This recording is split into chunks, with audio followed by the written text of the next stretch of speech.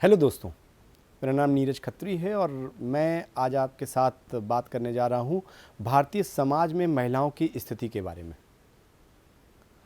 भारतीय समाज दोस्तों लगभग 4 से 4.5 हजार साल पुराना है और इन 4.5 हजार वर्षों में महिलाओं की स्थिति बड़ी उतार चढ़ाव बढ़ी रही है। अगर हम बात वैदिक काल की करें तो वैदिक काल में महिलाओं की स्थिति बहुत अच्छी थी। महिलाओं को समाज में पुरुषों के बराबर स्थान प्राप्त था। यद्यपि भारतीय समाज में उस समय पितृसत्तात्मक सत्ता थी, पुरुषों की सत्ता थी, लेकिन महिलाओं को बराबर का स्थान प्राप्त था। महिलाएं यज्ञों में भाग लेती थीं। महिलाओं का विवाह 16 साल के पहले नहीं होता था, 16 वर्ष के पहले नहीं होता था। महिलाएं कहीं भी जा आ सकती थीं, किसी के साथ भी उठ बैठ सकती थीं और पर्दा प्रथा नहीं थी। महिलाएं अपनी बात रखने के लिए किसी मंच पर जा सकती थीं। विदुषी होती थी महिलाएं, विद्वान होती थीं और विद्वत्ता के कारण अपाला, घोषा, कई ऐसी महिलाएं हैं जो विद्वत्ता की और विद्वान की, विदुषी की श्रेणी में आती हैं। दोस्तों, उसके बाद अगर आप देखें तो भारत में कई विदेशी आक्रमणकारियों ने आक्रमण किया, कई विदेशी आक्रांता आए और समाज में उन्होंने गलत प्रभाव छोड़ा। उनके जो गलत नीतियां थीं, उनके समाज में जो कुरीतियां थीं, वो हमारे समाज में आती चली गईं और जिनका प्रभाव हमारी महिलाओं के ऊपर पड़ा। महिलाओं में डर एक स्थान बना करके चला गया। पुरुष अपनी महिलाओं को लेकर डरने लगे। पुरुष उनको अपना जीवन साथी कम और एक वस्तु ज़्यादा समझने लगे, क्योंकि विदेशी आक्रांताओं से अपने वस्तु को बचाना उनकी प्राथमिकता हो गई। इसलिए हमने देखा कि पिछले प्राचीन कालों में महिलाओं की बहुत छोटी उम्र में शादी हो जाया करती थी। उनका विवाह बाल विवाह कहलाने लगा। शिक्षा का स्तर बहुत नीचे चला गया।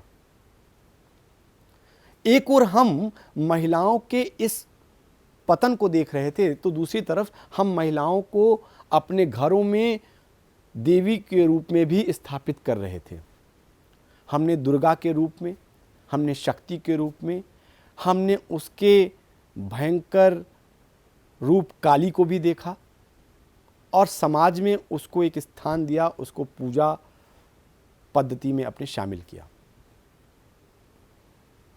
ऐसा इसलिए भी कहा जाता है कि हम महिलाओं का एक और शोषण करने लगे तो उनसे क्षमा याचना भी करने लगे। ये जो सिनेरियो था, ये जो पूरा समीकरण था, ये दोस्तों वर्षों तक चला और हमारे देश में जब मुस्लिम आक्रांता आए गुप्त काल के बाद से 12वीं, 13वीं, 14वीं, 15वीं शताब्दी में, तो महिलाओं की स्थिति दिन प्रतिदिन बदतर होती चली गई। महिलाओं का विवाह जल्दी हो जाने लगा, महिलाएं अनपढ़ होने लगीं, उनको स्कूल नहीं भेजा जाता था, समाज में उनको पुरुषों के बराबर स्थान नहीं मिलता था, उनको काम पर नहीं ले जाया जाता था, उनको घर और गृहस्थी के चारों तरफ या इर्द गिर्द रखा जाता था और उनका स्थान निर्धारित कर दिया था। लेकिन अंग्रेजों के आने के पश्चात 17वीं शताब्दी के बाद हम देखेंगे, हम पाते हैं कि महिलाओं की स्थिति में कुछ सुधार देखने को मिला। कई गवर्नर जनरल, जिसमें Lord William Bentinck, Warren Hastings तक शामिल थे, उन्होंने महिलाओं के उत्थान के लिए, महिलाओं की उन्नति के लिए बहुत काम किए। उन्होंने विधवा विवाह, बाल विवाह, सती प्रथा जैसी कुरीतियों को हमारे समाज से, हमारे लोगों के द्वारा मिलकर हटाने की कोशिश की और वो बहुत हद तक सफल भी हुए। चाहे ज्योतिबा फूले हों, चाहे सावित्रीबाई फूले हों, ऐसे कई हमारे आंदोलनकारी और समाजसेवी थे जिन्होंने महिलाओं के उत्थान के लिए बहुत सराहनीय कार्य किए।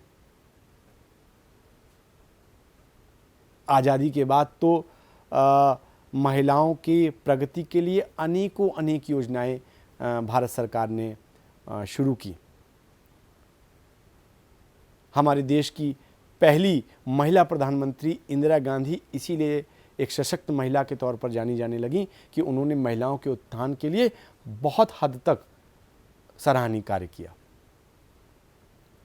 लेकिन जैसे ही हमारे समाज में सोशल मीडिया का पदार्पण हुआ, महिलाओं की स्थिति ने बहुत ही त्वरित परिवर्तन देखा गया। महिलाओं की स्थिति में महिलाएं स्वावलंबी होने लगीं, महिलाएं सशक्त होने लगीं, महिलाएं अपनी बात अपनी माँ और अपनी बहन के अलावा अपने दोस्तों से भी करने लगीं। दूर दराज में रहने महिलाएं अपने से जुड़ी हुई बातें अपने सोशल मीडिया के अकाउंट्स पे डाल सकती हैं।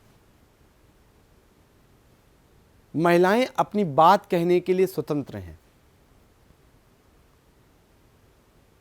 महिलाओं ने अपनी स्थिति में सुधार करने के लिए अपने अलग अलग तरीके ईजाद किए हैं और उसको सोशल मीडिया पे डाल के लोगों तक पहुंचाने की कोशिश की है।